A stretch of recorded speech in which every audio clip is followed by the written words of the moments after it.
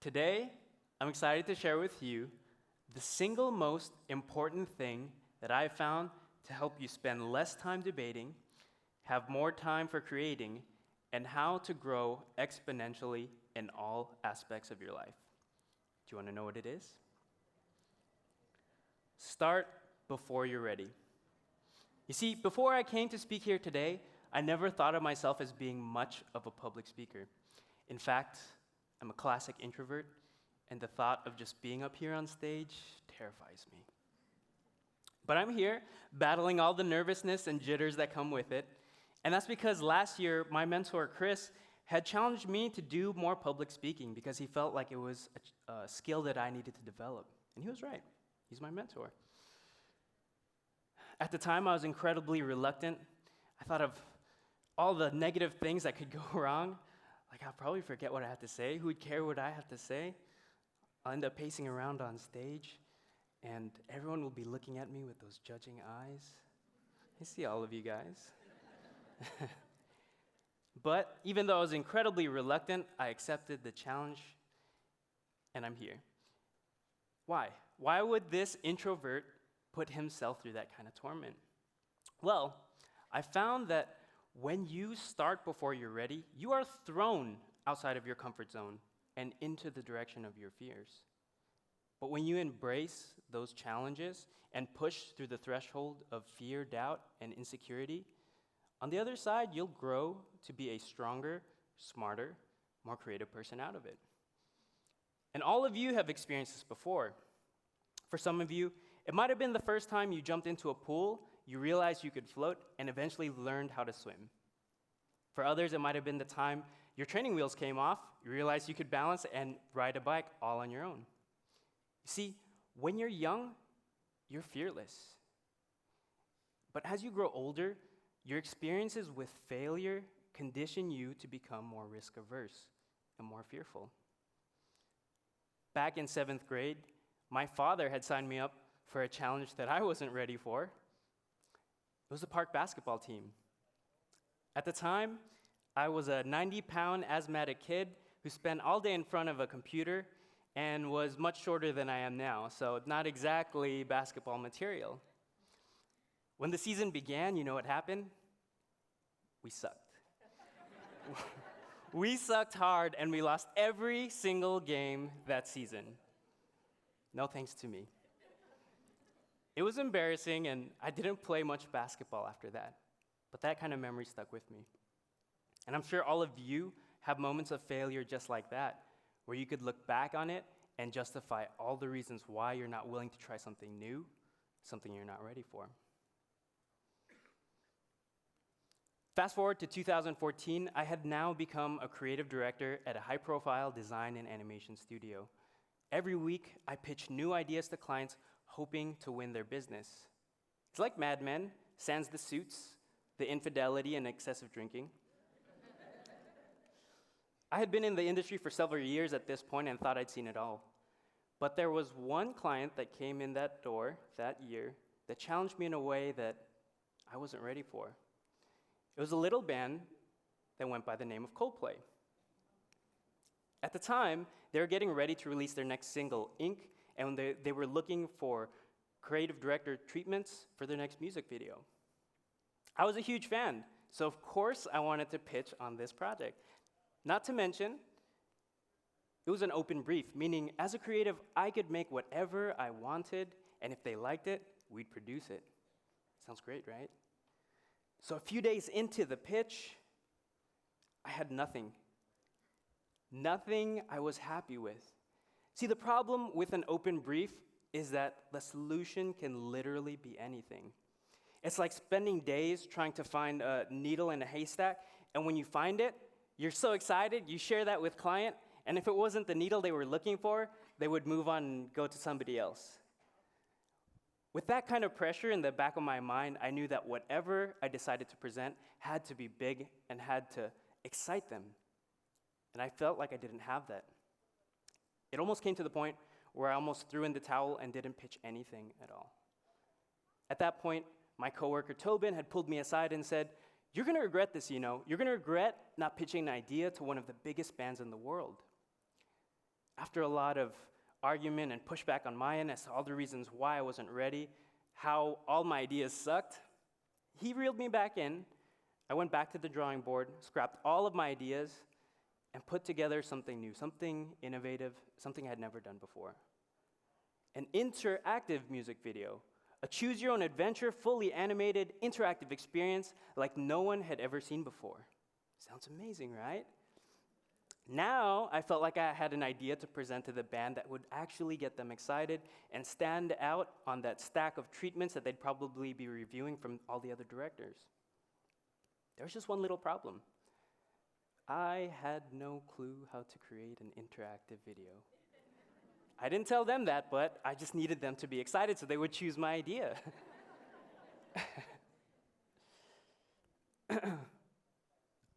I sent the treatment off, and almost immediately, fear had begun to sink in. I started to think, what if they choose my idea? I don't know what I'm doing. I'd actually have to make that thing. I don't know where to start. A few days had passed, and I didn't hear anything from them. And I was actually relieved, because that's usually a sign that the client wasn't interested. I was like, oh, gosh. And then I got the call. It was the band manager on the other end. He said, Matthew, hey, sorry we didn't get back to you sooner. Chris Martin and the band love the idea. How soon can we get started?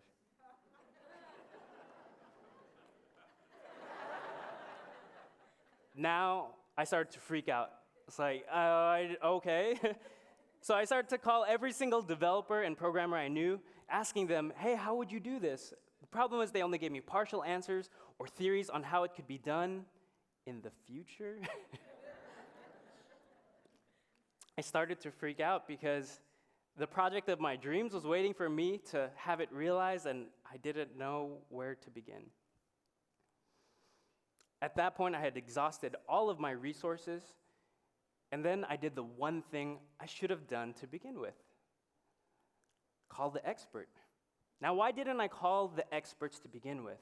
Well, it put me a little outside of my comfort zone. The thought of bringing somebody new into my process made me uncomfortable. And honestly, I was a little intimidated by the experts because they would know more than me, and I was the director. Putting my ego aside to do right by the client, to do right by the project, I put some feelers out and eventually sent a cold email to the development team that made Bob Dylan's Like a Rolling Stone interactive video. It's amazing if you guys haven't seen it yet. I figured if I name drop Coldplay enough times, they might actually be interested and respond to my email. And they did. Turns out that they had been developing an interactive platform for content creators just like me. It was the perfect match. Now that I had my team in place, I had to see if I could pull off this huge commitment that I had made to the band. With the original director's treatment, I had only sold Coldplay a nugget of an idea. I still had to write out the whole thing. The problem was, I was used to telling 30-second TV commercials. I had no experience on how to tell long-form, non-linear interactive experiences before, so I struggled. And I made hundreds of ideas, more bad ones than good ones. And I eventually worked through it. What had started as a mess of story notes all over the place on my walls had now organized and turned into this. It was a story matrix that plotted out every single story beat that would happen in the interactive experience based on user choices. Now that I had narrative in place, we started to develop what the visual aesthetic would look like. So what the characters look like, what the environments would look like, what the colors would look like, and how it would evolve over time. From there, we started animating the characters and what the scenes would look like and really brought those things to life. And then we developed the user interface. So depending on what the user chooses here, it will determine what happens next in the video. And then we put all of that together in the interactive platform that our partners had created. Of course, before any of this went live, we still had to get Coldplay's blessing on it. So about halfway through the process, they came to the office and they checked out a demo that we had prepped for them. Now, this was a make or break moment because if they hated it, we might have to start over, or they could kill the project altogether. Chris Martin was running a little late, so I first presented to Will, Guy, and Johnny of Coldplay. They sat down, we shook hands, and I started to play the demo. At this point, we had been working on the project for weeks, and I was very proud of what we had done.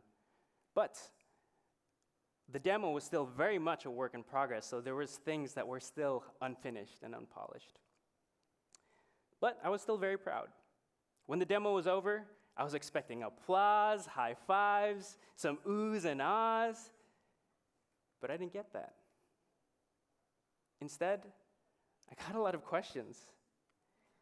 And that's not a good sign, because usually that meant me as a presenter had done a horrible job. They could have killed the project right here. Just then, Chris Martin had walked into the room. I knew out of everyone, I had to impress him. I had to capture his imagination and make him believe what we were making was actually good. He sat down, and I started to think about all the things I needed to say to capture his imagination and paint a clear picture of what the finish line would look like. Before I could complete any thought, he said, "Stop." My heart sank. I've seen enough. This was it. Who's going to kill the project right here? All that hard work just gone. I love it. How soon will you guys be finished? It turns out the rest of the band loved it too. They were just very, very curious about the process. When it got released to the public, we had millions of hits on the video, rave reviews from fans. We were featured in blogs and publications, festivals all around the world, and won a handful of awards. All the late nights, all the struggle, all the stress, all the worry, it was all worth it. What had started as a project that I wasn't ready for had now turned into one of the most noteworthy and rewarding projects of my career. What would have happened if I didn't take the risk and instead listened to all the self-fear and doubt in my head? I would have missed out on the opportunity of a lifetime to collaborate and work with one of my favorite bands. So when all of you are given a challenge that puts you outside of your comfort zone, embrace that challenge and push through that threshold of fear, doubt, and insecurity, because on the other side, you will grow to be a stronger, smarter, more creative person out of it, time and time again. If I could leave you guys with just one thing today, it's this. Anything worthwhile is always going to make you a little uncomfortable. But when you start before you're ready, amazing things can happen. Thank you.